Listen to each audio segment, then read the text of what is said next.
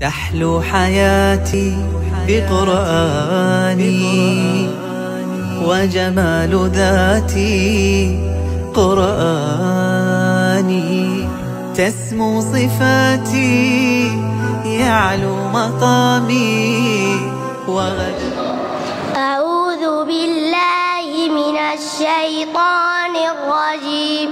بسم الله الرحمن الرحيم. إذا السماء انشقت وأذنت لربها وحقت، وإذا الأرض مدت وألقت ما فيها وتخلت وأذنت لربها وحقت. يا أيها الإنسان إنك كادح إلى ربك كدحا فملاقيه.